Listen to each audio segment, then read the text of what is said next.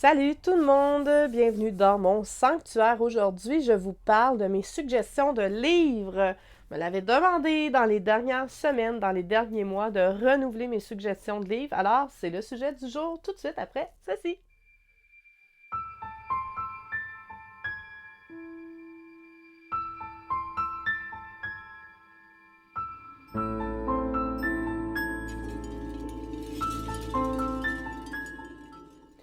Alors, sujet du jour aujourd'hui, suggestion de livres, mais juste avant de commencer, je vous rappelle d'aller voir les liens dans la description, allez voir mon site, allez voir les gratuités, vous pouvez télécharger votre livre des correspondances selon les intentions gratuitement.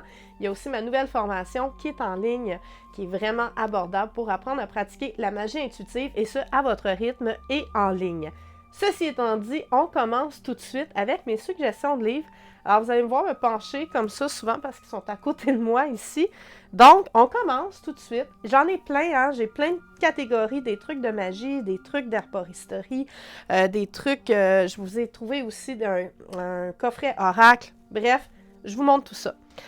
Premier livre, il y en a plusieurs tomes. Moi, j'ai ce tome-là qui est, je crois, le tome 1, La Bible des cristaux de Judy Hall. Je crois en avoir déjà parlé dans mon autre vidéo, mais peu importe, celle-là, elle est nouvelle et je garde ce livre-là. Si vous vous intéressez à tout ce qui est lithothérapie, cristaux, vous avez ce livre-là et vous voyez, il est magnifiquement illustré. Alors, ce que je vous montre ici, par exemple, c'est une vraie pierre de soleil, la fameuse pierre qui est tellement contrefaite. Sur le web, c'est l'espèce de pierre qu'on va trouver qui est ultra brillante, là, hyper scintillante. C'est pas une vraie, celle-là. La vraie pierre de soleil a l'air de ça. Et là-dessus, ben, on voit la couleur, l'aspect, la disponibilité, les sources aussi de où proviennent ces cristaux-là, les caractéristiques, qu'est-ce que ça apporte. Comme on dit par exemple, la pierre de soleil apporte la lumière, instaure la joie de vivre, la bonté du cœur, aiguise l'intuition. Ensuite, on voit aussi comment la pierre peut être utilisée dans la guérison. Et aussi à quelle position placer ou porter la pierre selon nos besoins.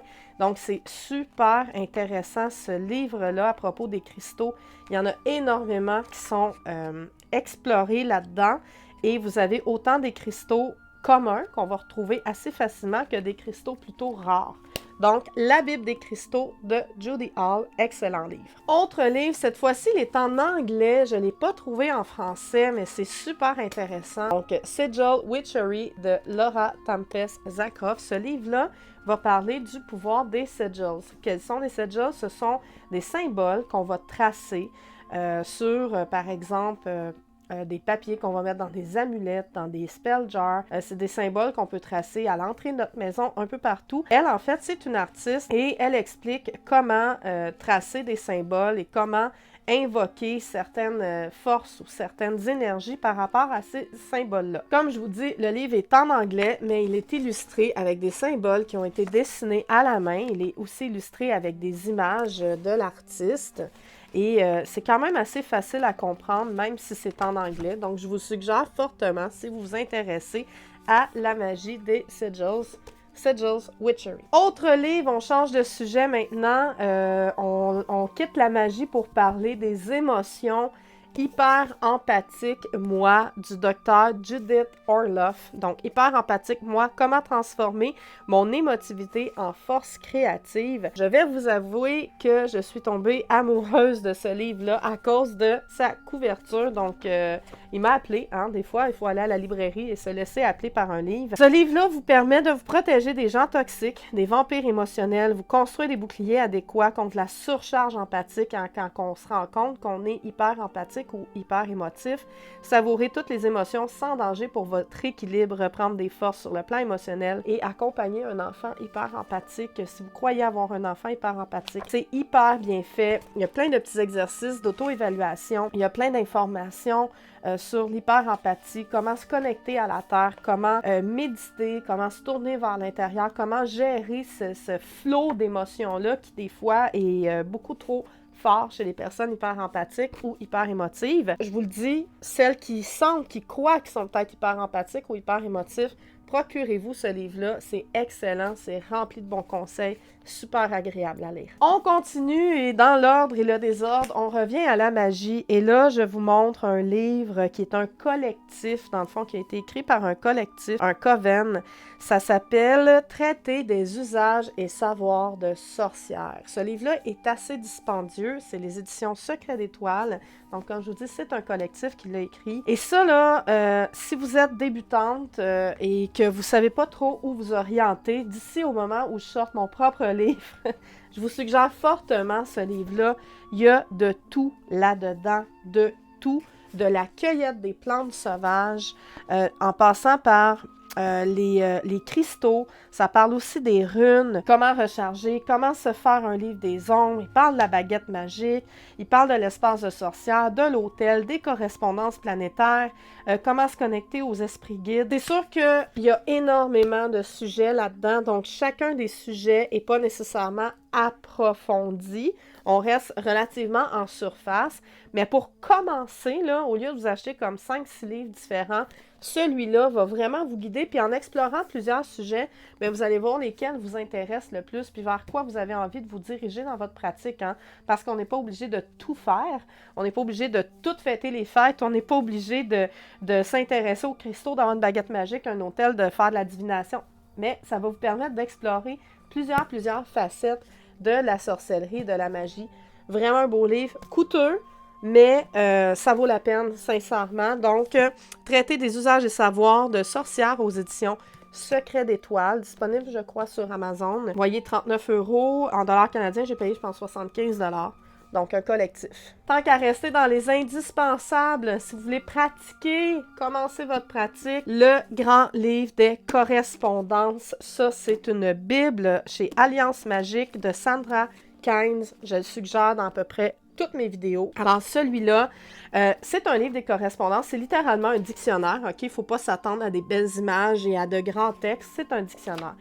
Qu'est-ce que c'est la correspondance? Bien, si vous décidez de créer vos propres rituels, par exemple, et que vous voulez un rituel, on va dire, pour soulager le stress, bien, dans ce livre-là, vous allez voir que l'élément qui est relié à soulager le stress, c'est l'eau, les couleurs, le bleu, rose, le violet, les arbres, le bouleau, l'épicéa, la mamélis, le pommier, le plantain, le tilleul, les plantes du jardin, vous pourriez utiliser de l'aneth, de l'angélique, du basilic, de la bergamote. Alors, vous comprenez le principe, c'est vraiment un livre avec des correspondances pour vous permettre de créer vos propres rituels.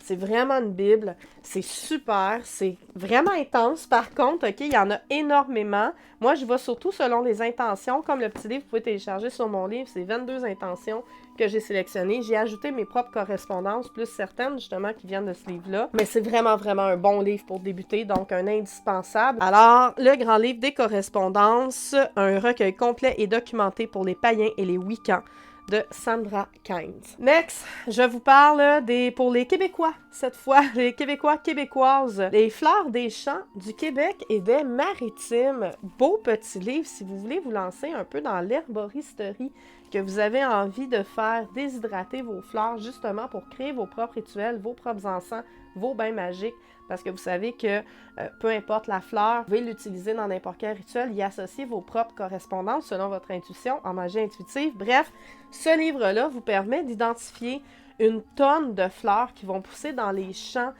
ou même sur notre terrain. On peut les identifier par couleur, on peut les identifier de plein de façons. Fait que vous voyez ici, par exemple, on voit quelque chose qui ressemble à un pissenlit, mais dans les faits, vous avez le laitron des champs de l'arbre. Fait que là, on identifie les feuilles, on identifie les fleurs, plein de trucs comme ça. C'est super intéressant. Donc, c'est au Québec, c'est Fleurs des champs du Québec et des Maritimes. J'imagine qu'en Europe, vous avez certaines de ces fleurs-là, mais lui, il est vraiment basé pour les fleurs québécoises. On continue avec un autre livre de Natacha Calestrémé, La clé de votre énergie. J'ai beaucoup aimé ce livre-là parce que il vous permet de refaire le plein d'énergie et on sait qu'en magie, en rituel, tout est question d'énergie, d'intention.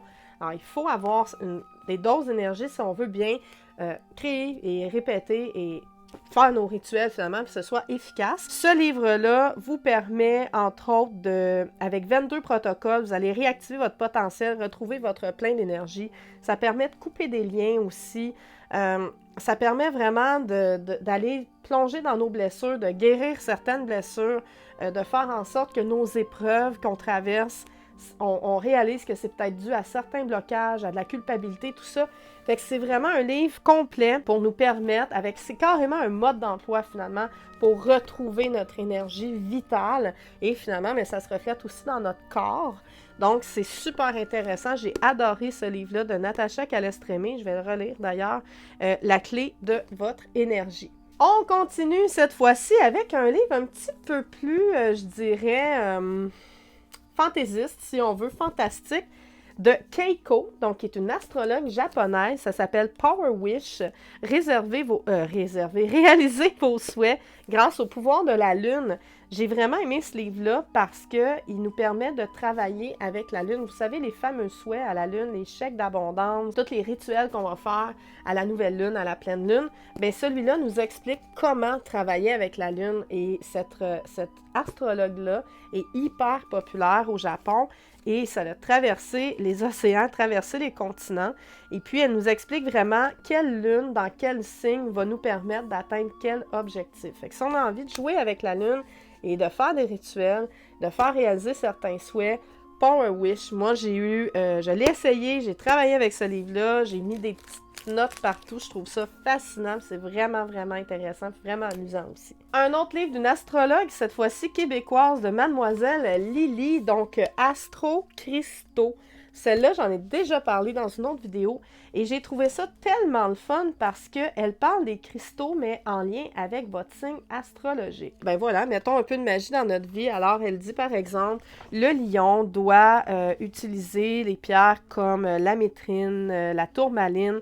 Et là, elle explique exactement comment ça fonctionne, chaque pierre en fonction de votre signe astrologique. Fait que c'est super intéressant, c'est super cute comme livre, je l'aime beaucoup, beaucoup. Astro Christo de Mademoiselle Lily, astrologue. Je termine en vous suggérant deux jeux, en fait, deux jeux de tarot, deux jeux de divination. Il y en a un, écoutez ça, là, c'est vieux comme le monde. J'ai ça depuis une éternité. J'étais adolescente, vous voyez la boîte, là, est un petit peu abîmée. Le Gitan. Cartomancie Tarot Consultation de André Tessier. Je ne sais même pas si vous pouvez encore trouver ce jeu-là en ligne. C'est un jeu que vous tirez avec des cartes régulières, là, trèfle-cœur, valet-pique. Et ça vient avec... Attendez, je vais juste l'ouvrir tranquillement. Ça vient aussi avec certaines cartes de tarot, comme ça ici. Et vous avez un guide complet, donc vous avez un jeu de cartes normal aussi. Et vous avez à l'intérieur...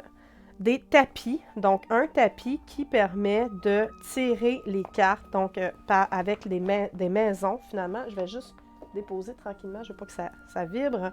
Donc ça vient avec un tapis comme ça ici. Et chaque maison a sa signification. Donc, par exemple ici, le 1 c'est le présent, la 2 pour la maison, 3 ce que j'attends. Et là, vous avez votre guide, votre livre qui vient avec ça, avec chacune des descriptions, que vous pouvez évidemment lire directement, mais que vous pouvez réinterpréter un peu selon votre intuition. Fait que je trouve ça bien, bien intéressant.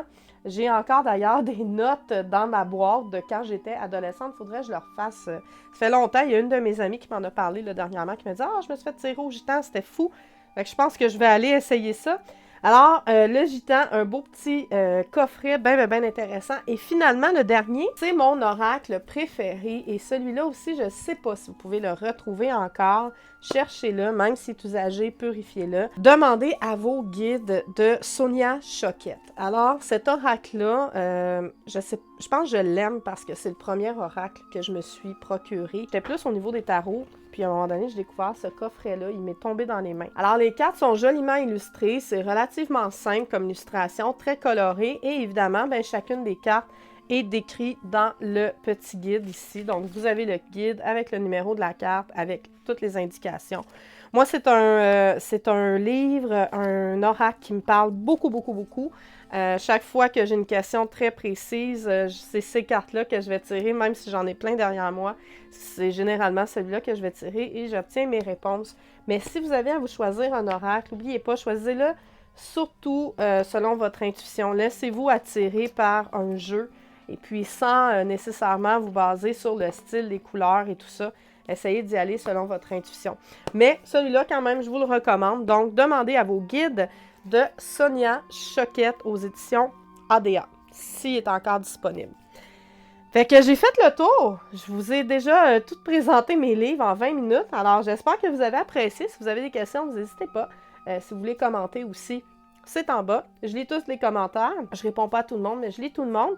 Et puis, n'oubliez pas aussi d'aller voir les liens dans la description pour aller visiter mon site et aller retrouver plein d'informations et plein de trucs gratuits sur mon site elisabelle.com. Là-dessus, je vous dis comme d'habitude, soyez magiques. Bonne lecture. Bye bye!